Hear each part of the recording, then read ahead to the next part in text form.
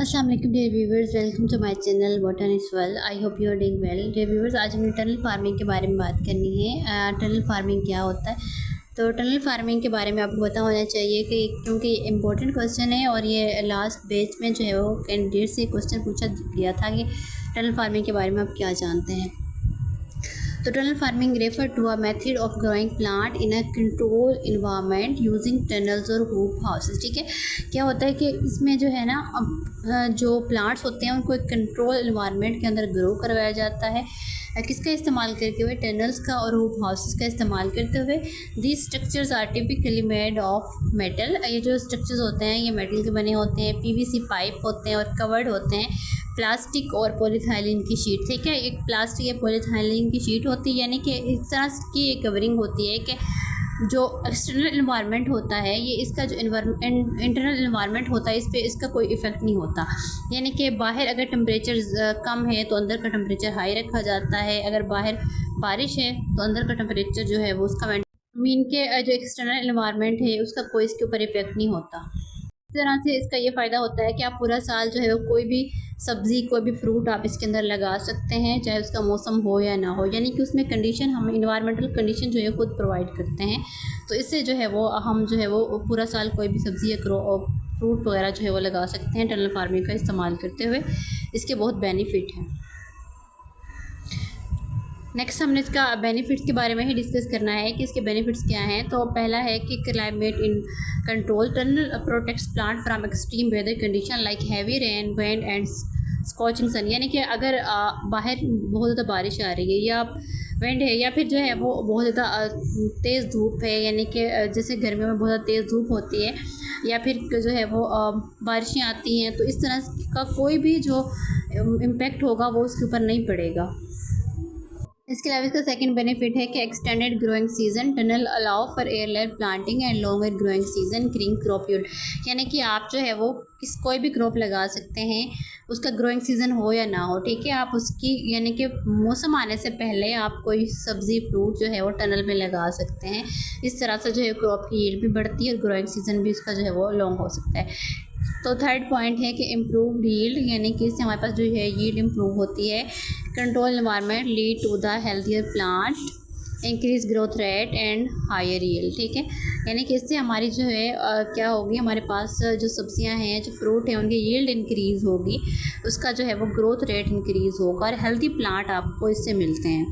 उसके बाद नेक्स्ट है water conservation. Tunnel reduce water evaporation, retain soil moisture and minimise irrigation need. यानी कि जब आप एक कंट्रोल इन्वायरमेंट के अंदर रखते हैं प्लांट्स को, तो जाहिर सी बात है जब उसके ऊपर एक्सटर्नल इन्वायरमेंट का कोई इफेक्ट नहीं होगा, उसे विंड का सामना नहीं करना पड़ेगा, उसे हैवी जो है वो सनलाइट का सामना नहीं करना पड़ेगा, तो उसके अंदर जो यानी कि जो एवापोरेशन का प्रोसेस होता है, यानी कि जो वाटर हमारा बहुत ज़्यादा लॉस हो जाता है वेपर्स की फॉर्म में, तो वो भी क्या हो सकता है, वो भी कम हो सकता है, एवापोरेशन कम हो सकता है। सोयल मॉइस्चर रहती है, सोयल की जो नमी होती है वो बरकरार रहती है।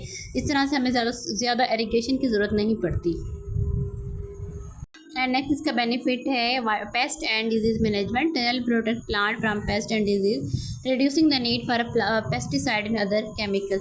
जब एक यानी कि जब क्रॉप को या फिर फ्रूट वेजिटेबल्स को आप टनल में लगाते हैं तो बाहर के जो पेस्ट होते हैं या डिजीज़ होते हैं उनका उसके ऊपर कोई इफेक्ट नहीं पड़ेगा। इस तरह से आपको ज़्यादा पेस्टिसाइड यूज़ नहीं करने पड़ेंगे, आपको पेस्टिसाइड्स के अलावा आपको जितने भी केमिकल जो है वो यूज़ करते हैं आप यानी कि डिजीज़ से बचाने के लिए अपनी क्रॉप को, तो वो आपको नहीं यूज़ करने पड़ेंगे, उनका यूज़ जो है वो कम हो सकता है और आपकी डिजीज़ पेस्ट वगैरह से डिजीज़ वगैरह से क्या हो सकती है, बच सकती है आपकी जो क्रॉप होगी। Increase crop diversity. Tunnel enable growers to cultivate a wider variety of crop including those sensitive to extreme weather. यानी कि आपके पास जो टनल है उससे क्या होता है कि आप ज़्यादा जो है वो क्रॉप लगा सकते हैं। नेक्स्ट पॉइंट है कि cost effective. Tunnel farming can be more cost effective than traditional green house method. यानी कि जो ट्रेडिशनल ग्रीन हाउस मेथड है उससे ज़्यादा ये क्या है, कॉस्ट इफेक्टिव है, यानी कि ईज़िली आप इसको क्या करवा सकते हैं, टनल फार्मिंग कर सकते हैं। नेक्स्ट इम्पॉर्टेंट पॉइंट है कि इससे आप क्या कर सकते हैं, अपनी प्रॉफिटेबिलिटी को बढ़ा सकते हैं। यानी कि जब आप टनल में क्रॉप लगाते हैं तो उससे जो है आपके पास एक healthy plant, healthy crop, healthy fruit, आपको हेल्दी वेजिटेबल्स मिलेंगे। और इन वेजिटेबल्स, फ्रूट वगैरह को आप क्या कर सकते हैं, आप इनसे प्रॉफिट अर्न कर सकते हैं। ठीक है, इनको मार्केट ले जा सकते हैं। तो इस तरह से आप टनल को यूज़ करते हुए बहुत शॉर्ट टाइम के अंदर क्या कर सकते हैं, प्रॉफिट अर्न कर सकते हैं। तो ये सारे इसके बेनिफिट्स थे। अब बात करनी है हमने common grown crops using tunnel farming, यानी कि टनल फार्मिंग को यूज़ करते हुए हम कौन कौन सी क्रॉप्स को लगा सकते हैं।